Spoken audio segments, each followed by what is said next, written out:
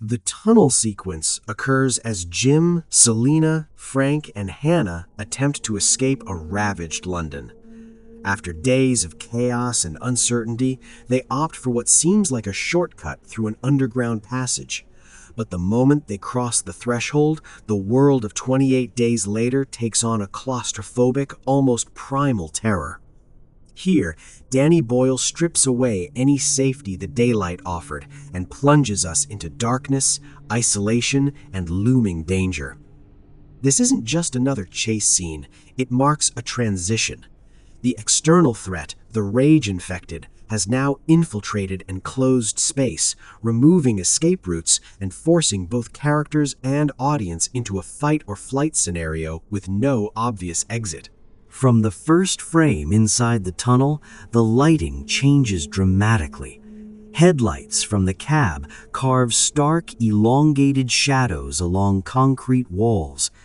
The darkness beyond those beams feels bottomless, a void where anything could be waiting. The sound design is equally vital.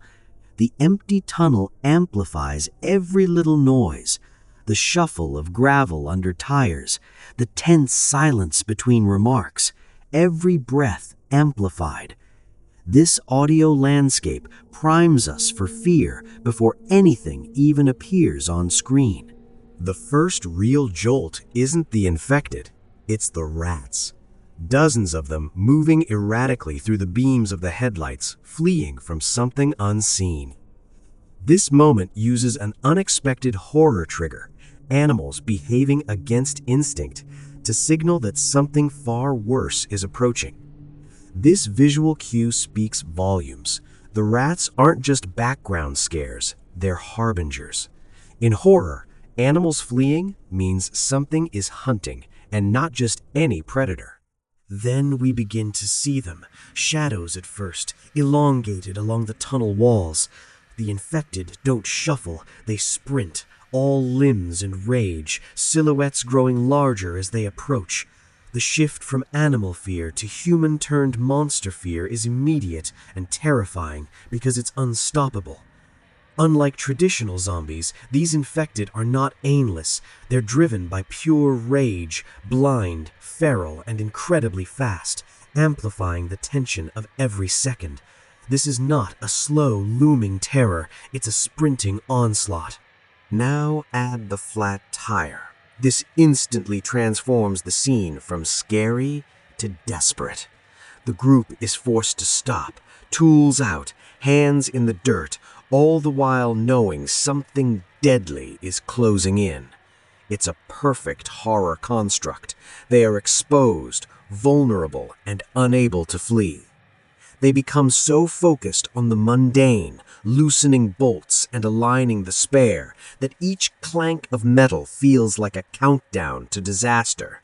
The audience isn't just watching a tire change. We're present in every trembling second. And then, just barely, they complete the job.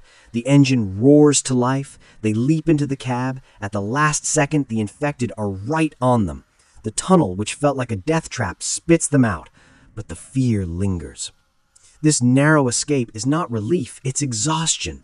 The audience has been held in suspense, trapped in that tunnel alongside the characters, feeling their tension, their panic, and their frantic hope to survive. More than just a thrilling set piece, the tunnel scene encapsulates the core of 28 Days Later's horror, vulnerability in a world where the rules have collapsed.